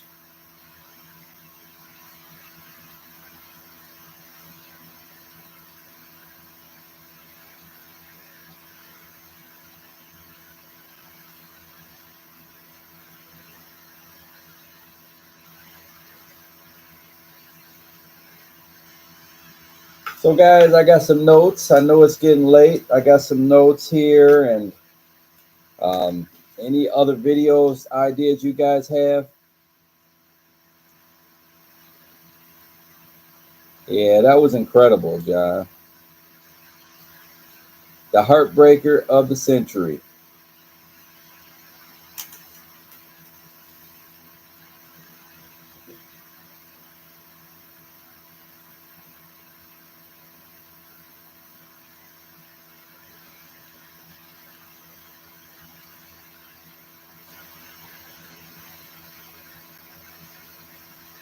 All right, Brian. Hey, thanks a lot, buddy. You know, like I was saying before, I'm just gonna do some kind of surprise lives, and I'll do some when I'm on the golf course. Hopefully, I get to play some different courses. Um, I got some ideas, and I actually want to film do a live, and this will be when I got someone else to help me film, because I want to do a live while I'm filming a video, and I want you guys to kind of see, you know, how the process works, and then so now you get to see the live, and then you get to see the finished product when I do the video. So I want to do that. Um, I got a video coming out a couple weeks. Tom and I got a big 2v2 match. We're hoping to be able to make competitive. Um, and I've got quite a few videos, some matches that I'm excited about. You know, I'm just trying to keep. I like keeping the channel different. You know, I like doing matches, doing vlogs, doing reviews. Um, you know, some of the like the rules video and the beginner golf videos. Like, this is just a golf channel, and I just try to give you guys all kinds of different stuff. Um, I'm always going to do golf ball reviews. I'm always going to do golf vlogs. I'm always going to do matches. Um, I should get to film at least a half a dozen tournaments or so this year. So I try to give you guys a lot of different things, and I try to give you guys the ideas that you want to see. You know, you give me um, whatever. I've done a lot of different subscriber Sundays based on the feedback that you guys have given me. So that's pretty cool. Um, and I do just about all of them. Like, if I did one, like, it was amazing. I did one, this one subscribers, like, several times he wanted me to look for golf balls in the woods. So eventually I did it. Um, some of them are fun, like the rock playing the hole with the rock and the broomstick. That was a fun one, you know. So, um, so yeah, thanks, Brian. I know you're trying to get off, so I didn't mean to keep talking, but good night, buddy. We're gonna be done here in a little bit, and I appreciate it. Appreciate you watching. Appreciate you watching the live, man. You know, you guys are great. You guys keep me going, and I want to keep doing whatever videos you guys want to see. I want to keep doing, man. Um, I'm gonna tell you. Um, I'm gonna tell you, and I'll tell you, Jock. Um, here's the way I look at it. Like, I look at it like, along the way, you're gonna lose. I'm gonna lose some subscribers doing different types of videos. Um, but the core audience, you guys, um, you guys let me know the videos you want to see, and that's kind of what I focus on. Um, you know, so I appreciate it. We just have to keep gaining more than we're losing, and we don't lose a lot. I probably said that wrong, like we're losing a ton of subscribers all the time, but we're not. Um, okay, so Jack said, "You're not that smart, you know. Along with your bird says it hit shot the argument." I appreciate that, Jack. I appreciate it.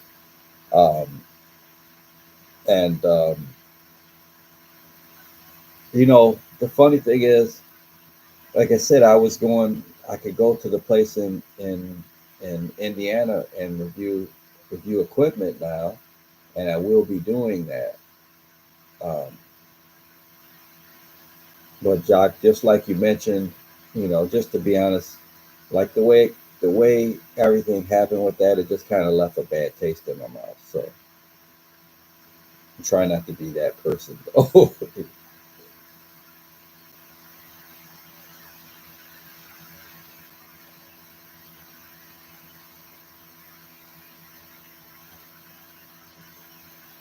John Adams, you don't look like a short hair to me. John Adams, you probably outdrive me.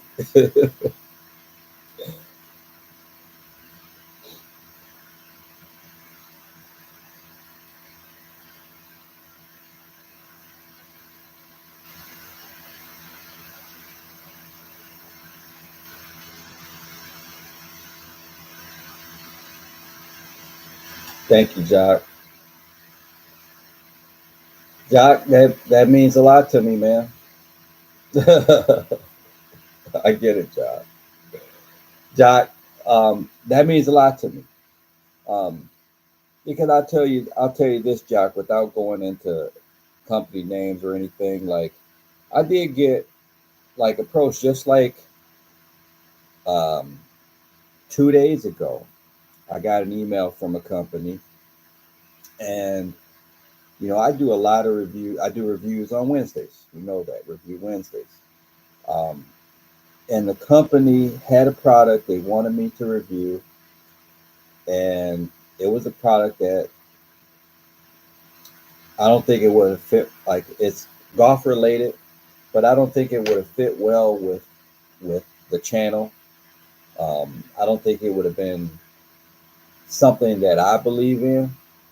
Um, so I wouldn't do the review. I turned them down.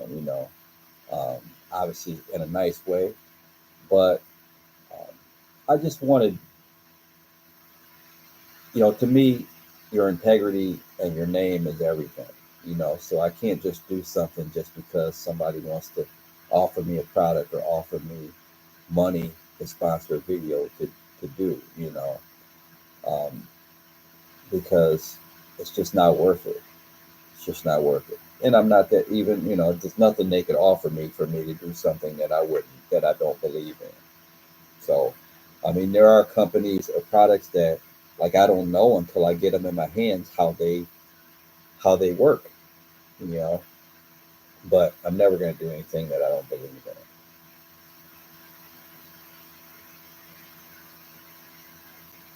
in. And the support is the right word, Josh, because, man, if you guys didn't do what you do, the comments that I get, um, Jock, you're my first member on the membership. On the Buy Me a Coffee, man. Like, I can't even explain to you um, how that felt. When I saw that, like, that membership. Like, that you're committing to supporting me. And like, I feel bad. Like, I want to do, like, what video do you want me to do? Like, I emailed you, hey, what video do you want to see this month? Um, because I just want to make sure that you're getting value.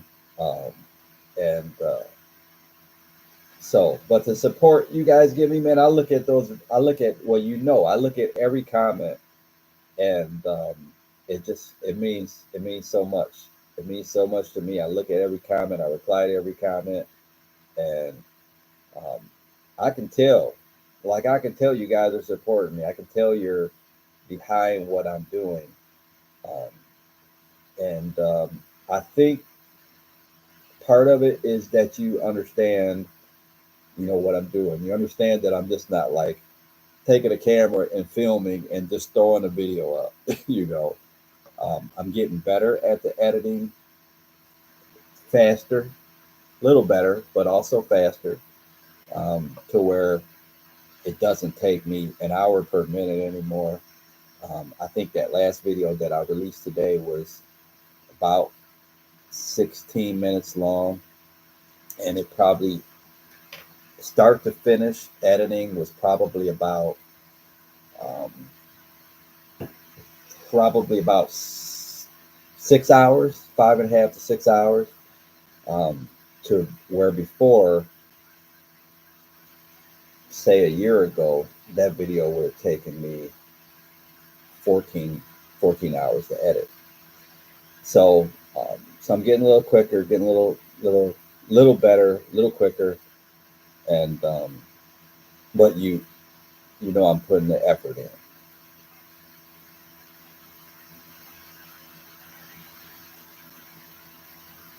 Yeah, yep, yep, Jock. It used to be pretty much an hour per minute. So if I released a 10-minute video, it took me 10 hours to edit and upload that video. But I'm getting a little faster. Like, one video, I was shocked. It was like like an 11-minute video, and I had it edited in like 4.5 hours, and I was like, oh boy, we're getting somewhere now. So learning some shortcuts, learning some shortcuts. One thing with the audio, I found an audio program that um, helps a lot in cleaning up the audio. So that saved me a couple hours per video, or yeah, hour and a half, 2 hours per video.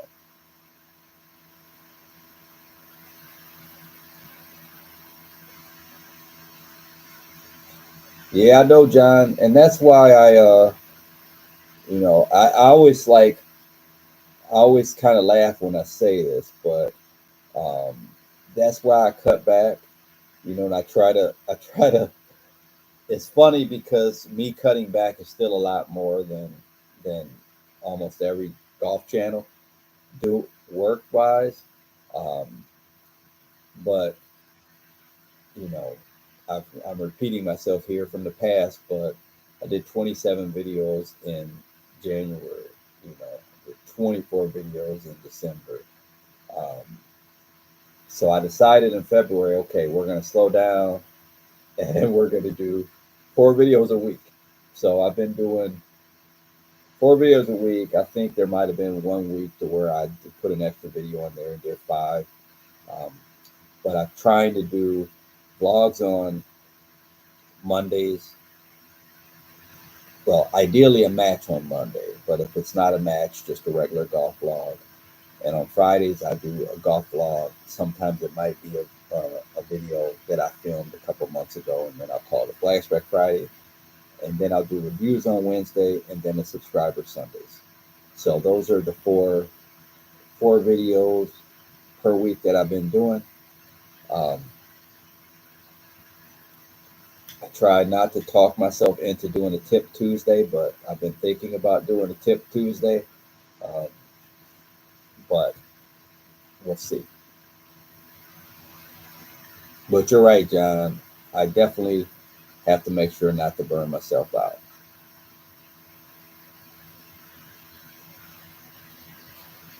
All right, Jock. The perfect box up there. All right, Jock. Yeah, I said about a half hour ago we're about to tune out, so we probably got about 10 minutes left. But Jock, I appreciate you, buddy. I appreciate everything you do. I appreciate all the support you're giving me, buddy. I'll catch you later. Um, well, John, it depends. There are some videos.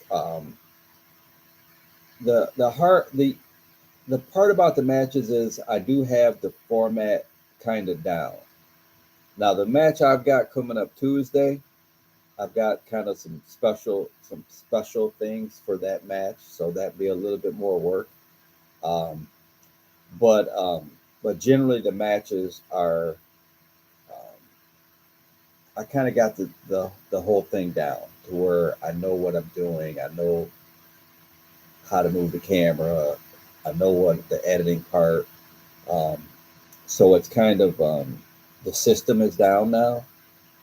Sometimes when I have a different video, like let's say like the rangefinder video I did, that video might be a little shorter, but there's different things that I have to do in that video to where I wouldn't normally have to do. Like one, I have to research the company. Um, Two, I have to shoot different type of B-roll clips and figure out where I'm going to put all of that stuff in. Like I dropped the rangefinder in the water. Like I just have to kind of think more about the storyline or the story progression, let's say, um, than just a match. I just know generally, you know, we're going to play a match. so, uh, so anyway, it's just a different kind of work, basically.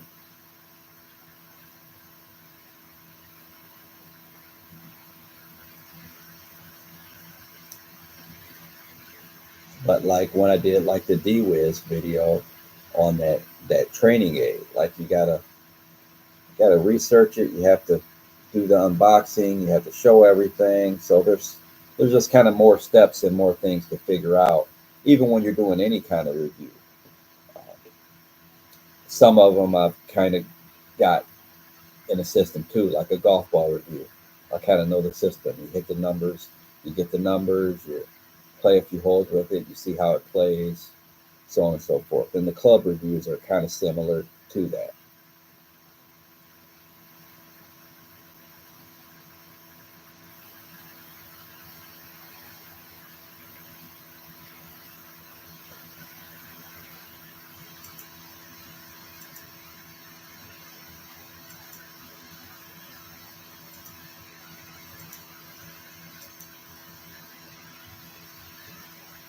All right, guys. Well, unless you guys have a video idea, then I'm going to call it a night.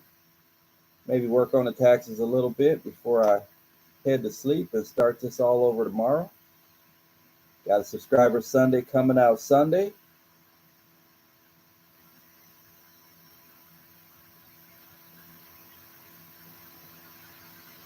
Got a match coming on Monday and a review coming on Wednesday.